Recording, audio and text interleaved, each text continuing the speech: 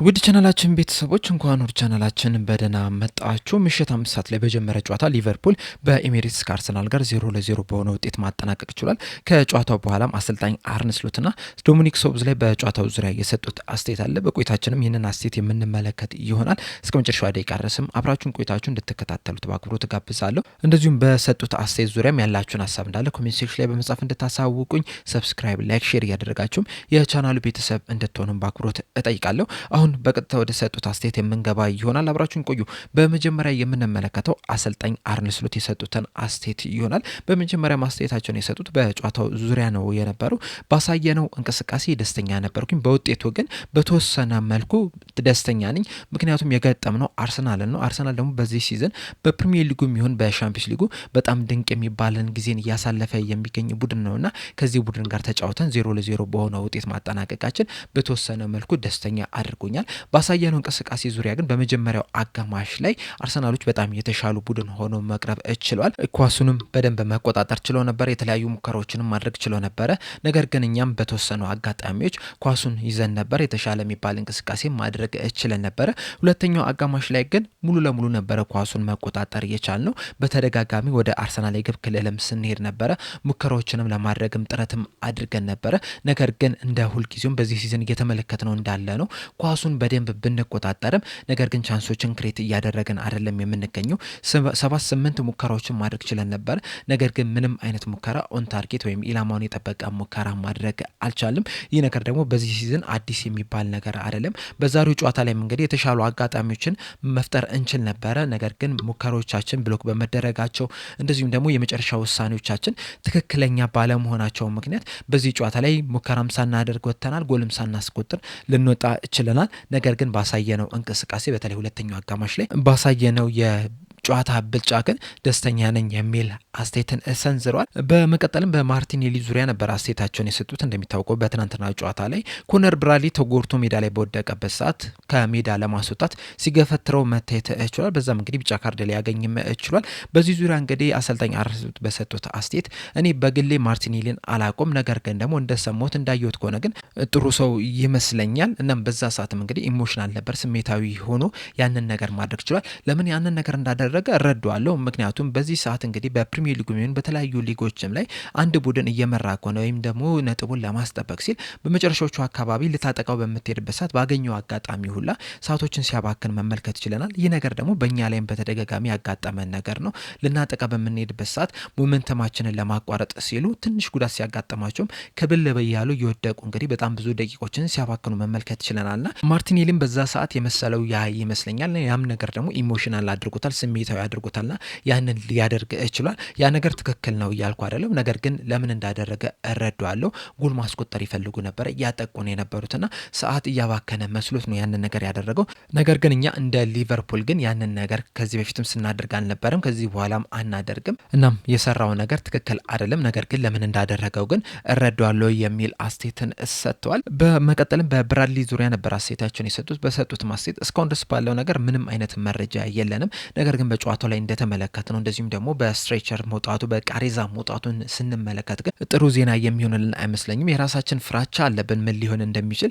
ነገር ግን ደግሞ እስካን ተደርጎ መረጋገጥ መቻል አለበትና በቀጣይ እንግዲህ እስካን ይደረግለታል። ከዛ በኋላ ለቀጣይ ሰኞ ለሚደረገው የኤፍኤ ካፕ ጨዋታ ይደርሳል ወይስ በጣም ከባድ ጉዳት ነው የሚለውን ነገር በእርግጠኝነት የምናውቅ ይመስለኛል። ነገር ግን ተስፋ አድርጋለሁ በቶሎ እንደሚመለስ የሚል አስተያየትን ሰጥተዋል። በመቀጠል አስተያየታቸውን የሰጡት በስኳድ ዙሪያ ነው። በጨዋታው ላይ እንግዲህ ሊቨርፑሎች አንድ ቅያሬ ብቻ ነው ማድረግ የቻሉት። ያም ቅያሬ ደግሞ ተገደው የቀየሩት ቅያሬ ነው። ኮነር ብራድሊ በመጎዳቱ ምክንያት በሱ ምትክ ጆ ጎሜዝ ተቀይሮ መግባት ይችላል። አርሰናሎች ግን 5 ቅያሬዎችን ማድረግ ይችላል። እንደዚሁም ከቅያሬዎቹ በኋላ ራሱ ቤንች ላይ የነበሩት ተጫዋቾች በጣም ጥሩ የሚባሉ ተጫዋቾች ናቸው የነበሩትና በዚህ ዙሪያ በሰጡት አስተያየት በዚህ ሰዓት እንግዲህ ስለ ስኳድ ጥንካሬ ወይም ጥልቀት ልናወራ አንችልም። ምክንያቱም በጨዋታው ላይ አንድ ቅያሬ ብቻ ነው ያደረግነው፣ እውነት ነው እሱ።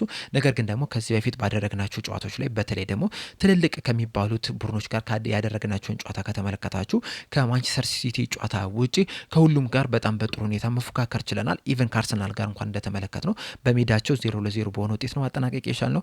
በአንፊልድ ደግሞ 1-0 በሆነ ውጤት ነው ማሸነፍ የቻልነውና አሁን ባለን ስኳድ ከየትኛውም ጠንካራ ከሚባል ቡድን ጋር መፎካከር የሚያስችል ብቃት አለን። ነገር ግን አሁን ላይ እየተቸገርን የምንገኘው ከትንንሽ ቡድኖች ከሚባሉት ጋር ነው። በተለይ ደግሞ ሊቨርፑል በተለምዶ በቀላሉ ከሚያሸንፋቸው ቡድኖች ጋር እየተቸገርን ነው የምንገኘው። በሎብሎክ ከሚጫወት ቡድን ጋር እየተቸገርን ነው የምንገኘው። ያንንም ለመቅረፍ እንግዲህ ከፍተኛ ጥረት እያደረግን ነው የምንገኘውና ነገሮች እንግዲህ ቀስ በቀስ እየተስተካከሉ መሄዳቸው አይቀርምና አሁን ላይ እንግዲህ ስለ ስኳድ ጥልቀት የምናወራበት ጊዜ ላይ አይደለንም የምንገኘው የሚል አስተያየትን ሰጥተዋል። በመቀጠልም አስተያየታቸውን የሰጡት በሁለተኛው አጋማሽ ዙሪያ ነው የነበረውና ከመጀመሪያው አጋማሽ ለምን ተለየ በሚለው ዙሪያ በሰጡት አስተያየት ቅድም እንዳልኩት የመጀመሪያው አጋማሽ ላይ አርሰናሎች በጣም የተሻሉ ቡድን ነው የነበሩት። ኳሱን በደንብ መቆጣጠር ችሎ ነበር፣ የበላይነት ማሳየት ችሎ ነበር። ነገር ግን ሙሉ ለሙሉ ደግሞ መጥፎ ነበረን ማለት አይደለም። በተወሰኑ አጋጣሚዎች መፎካከር እንደምንችል፣ ኳሱን መያዝ እንደምንችል፣ የበላይነት ማሳየት እንደምንችል ያሳየንባቸው አጋጣሚዎች ነበሩ። ሁለተኛው አጋማሽ ላይ ግን በደንብ ኳሱን መቆጣጠር ችለናል፣ የበላይነት ማሳየት ችለናል። የሚሆነው ደግሞ በሁለተኛው አጋማሽ ላይ ከመጀመሪያው አጋማሽ በበለጠ የአርሰናልን ሁለት ተከላካዮች እንደዚሁም ደግሞ 6 ቁጥር በደንብ ፕረስ ማድረግ ችለናል፣ የበለጠ ጫና ውስጥ መክተት ችለናል። በዛ ሰዓት እንግዲህ እነሱ ረዣዥም ኳሶችን ሲጥሉ ነበር፣ ከዛኛ ጋር ነበር ኳሱ የሚደርስ የነበረው። ኳሱኛ ጋር በሚደርስበት ሰዓት ደግሞ አርሰናሎች በደንብ ወደፊት ገፍተው እኛን ፕረስ ለማድረግም ጥረት ሲያደርጉ አልተመለከትናቸውም እና ኳሱን በደንብ መቆጣጠር ችለናል። የተሻለ ሁለተኛው አጋማሽ ላይ እንቅስቃሴ ማድረግ ችለናል። ወደ አርሰናል የግብ ክልልም በተደጋጋሚ መድረስም ችለን ነበረ። የተለያዩ ሙከራዎችን ማድረግ ችለን ነበር። ነገር ግን የአርሰናል ተከላካዮች በጥሩ ሁኔታ ሊከላከሏቸው ችሏል። በተለይ ደግሞ ዶሚኒክ ሶቦስላይ ብዙ ሙከራዎችን ማድረግ ችሎ ነበር በጨዋታ ላይ። እንደውም በአንድ አጋጣሚ የሙከራትን ሙከራ የአርሰናል ተከላካይ የሆነ ጋብሪኤል ማጋሌሽ ሰውነቱ ሙሉ ለሙሉ ሰጥቶ ባይከላከላት ኖሮ ምናልባትም ጎል ልትሆን የምችልበት እድል ነበረ ብዬ አስባለሁ። እናም እኛም ሁለተኛው አጋማሽ ላይ ጥሩ በሆነ ሁኔታ መጫወት ችለናል። አርሰናሎችን በጥሩ ሁኔታ ሊከላከሉ ችለዋል የሚል ሀሳብን ሰንዝረዋል። በስተመጨረሻም በዛሬው ጨዋታ ላይ ከአርሰናል ጋር ጥሩ የሚባል እንቅስቃሴን ማድረግ ችላቸዋል። ጥሩ ፐርፎርማንስን አሳይታቸዋል። ከዚህ ላይ ለቀጣይ ጨዋታዎች ምን ለመውሰድ አስባቸዋል የሚል ጥያቄን ተጠይቀው ነበርና በዚህ ዙሪያ በሰጡትም አስተያየት በዚህ ጨዋታ ላይ ጥሩ ፐርፎርማንስ አሳይታቸዋል መባላችን ትንሽ ሰርፕራይዝ አድርጎኛል። ምክንያቱም ያለፉትን ጨዋታዎችን ስንመለከት በዛሬው ጨዋታ ላይም ስንመለከት እንግዲህ ኳሶችን በደንብ እንይዛለን። ይህ ነገር ለኛ አዲስ አይደለም። በዚህ ሲዝን ሙሉን ከተመለከታችሁ ኳሱን በደንብ እንይዛለን፣ የበላይነት እናሳያለን። ነገር ግን ደግሞ ፋይናል ሰርድ ላይ ነው አሁን ላይ እየተቸገርን የምንገኘውና ያለፉትን ሁለት ጨዋታዎች ብንመለከት ከሊድስ ጋር የሚሆን ከፉላም ጋር በዛሬው ጨዋታ ላይ እንዳሳየ ነው የኳስ ብልጫን ማሳየት ችለን ነበረ። ለየት ያለ የሚባል እንቅስቃሴን አላደረግንም። ነገር ግን በነዛ ጨዋታዎች ላይ ቦሪንግ የሚባል እንቅስቃሴ ያደርጋቸዋል። በዛሬው ጨዋታ ላይ ደግሞ ተመሳሳይ አይነት እንቅስቃሴን አድርገን በጣም ምርጥ የሚባል ፐርፎርማንስ አሳይታቸዋል መባሉ ትንሽ ሰርፕራይዝ አድርጎኛል። ነገር ግን ደግሞ እረዳቸዋለሁ። ምክንያቱም አርሰናልና ፉልሃምና ሊድስ ተመሳሳይ የሚባሉ ቡድን አይደሉም። አርሰናል በጣም ትልቅ የሚባል ቡድን ነው። በዚህ ሰዓትም ምርጥ የሚባል እንቅስቃሴን እያደረገ ያለ ቡድን ነው።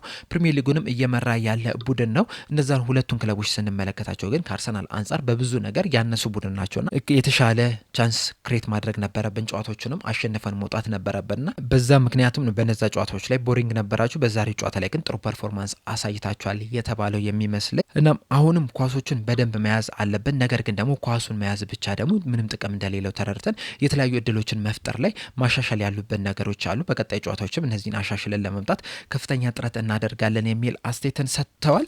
በመቀጠልም እንግዲህ ሰውዝ ላይ ነበረ አስተያየቱን የሰጠው። በመጀመሪያም የሰጠው አስተያየት እንግዲህ ከጨዋታው በፊት እኛ አይደለንም ከሻምፒዮኖች ጋር እየተጫወተን የምንገኘው እነሱ ናቸው ከሻምፒዮን ጋር የሚጫወቱት የሚል አስተያየትን ሰጥቶ ነበርና በዚህ ጨዋታ ላይ ያንን ነገር አሳይተናል ብላችሁ ታስባላችሁ የሚል ጥያቄን ተጠይቆ ነበርና በዚህ በሰጠው አስተያየት ምንድነው ያለው? ያንን ስል እንግዲህ ማንም ሰው እንዲቀየመኝ በማለት አይደለም። ነገር ግን ደግሞ እኛ ባለፈው ሲዝን ሻምፒዮን ነበርን። እነሱ በእርግጥ አሁን ላይ በጣም ጥሩ የሚባል ቡድን ናቸው። በጣም አንብሊቨብል ወይም የማይታመን ሲዝንን እያሳለፉ ነው የሚገኙት። ነገር ግን ደግሞ በጨዋታው ላይ ለምን ባለፈው ሲዝን ሻምፒዮን እንደነበርን ግን ማሳየት ችለናል። ኳሱን መቆጣጠር ችለናል። የተለያዩ እድሎችን ለመፍጠርም ጥረት አድርገን ነበረ። በተለይ በሁለተኛው አጋማሽ ላይ እኛ የተሻለን ቡድን ነው የነበር ነውና ምን ማድረግ እንደምንችል በዚህ ጨዋታ ላይ ማሳየት ይቻለን ይመስለኛል የሚል አስተያየትን ሰጥቷል። አያይዞን በሰጠው አስተያየት በፕሪሚየር ሊግ ላይ እንግዲህ ሁሉም ጨዋታዎች በጣም ከባድ የሚባሉ ናቸውና እያንዳንዱን ጨዋታዎች ማሸነፍ የምትፈልግ ከሆነ ነጥብ ይዘህ መውጣት የምትፈልግ ከሆነ በከፍተኛ ሁኔታ መፋለም መቻል አለብህ። በጣም ከፍተኛ ጥረት ማድረግ መቻል አለብህ። ያንንም ነገር በዚህ ጨዋታ ላይ ማድረግ ችለናል። አርሰናል በጣም ከባድ ተጋጣሚ ነው። ነገር ግን እኛም በጣም ከፍተኛ ተፋልሞ አድርገን በስተመጨረሻ ምንም እንኳን አሸንፈን ባንወጣም ቢያንስ ግን አንድ ነጥብ ይዘን ልንወጣ ችለናል የሚል አስተያየትን ሰጥቷል። በመቀጠል በመቀጠልም ባሳዩት ፐርፎርማንስ ባሳዩት እንቅስቃሴ ዙሪያ በሰጠው አስተያየት በመጀመሪያው አጋማሽ ላይ አርሰናሎች በጣም የተሻሉ ቡድን ነው የነበሩት። ነገር ግን በእንደዛም ቢሆንም ራሱ በተወሰኑ አጋጣሚዎች ላይ ጥሩ የሚባል እንቅስቃሴን ስናደርግ ነበር። የተለያዩ እድሎችን ለመፍጠርም ጥረት ስናደርግ ነው የነበር። ወደዚህ ጨዋታ ስንመጣ እንግዲህ ከአርሰናል በተለይ ደግሞ በኤሚሬትስ ነጥብ መውሰድ ማሸነፍ፣ እንደዚሁም የተሻለ ብልጫን ማሳየት ምን ያህል ከባድ እንደሚሆን ሁላችንም እናቅ ነበረ። እናም ለዛም ነው በጣም ከፍተኛ ተፋልሞም ያደረግ ነው። በጨዋታው ላይም እንግዲህ በጣም ጥሩ የሚባል እንቅስቃሴ ማድረግ ችለናል። በተለይ ደግሞ ሁለተኛው አጋማሽ ላይ ከመጀመሪያው አጋማሽ በጣም ተሽለን መተን ብዙ የጨዋታ ብልጫ ማሳየት ችለናል። እንደዚሁም ደግሞ የተለያዩ እድሎችን ለመፍጠርም ጥረት ስናደርግ ነበር። በተደጋጋሚ ወደ አርሰናል የግብ ክልልም ስንደርስ ነበረ። ነገር ግን በስተመጨረሻ አቻ በሆነ ውጤት ልንወጣ ችለናል። ብዙ ሙከራዎችን እኔም በግሌ ማድረግ እችላለሁ። ነገር ግን እነዛ ሙከራዎች ኢላማቸውን የጠበቁ ሙከራዎች አይደለም የነበሩትና እዛ ላይ እንግዲህ በደንብ መለማመድ እንዳለብኝ ከዚህ የተሻለ ነገር ማድረግ እንዳለብኝ በዚህ ጨዋታ ላይ የተመለከትን ይመስለኛል። ነገር ግን ደግሞ አርሰናሎችም በጣም በጥሩ ሁኔታም ሊከላከሉ ችሏል። ብዙ ብሎኮችንም ሲያደርጉ መመልከትም ችለናል የሚል ሀሳብን ሰንዝሯል።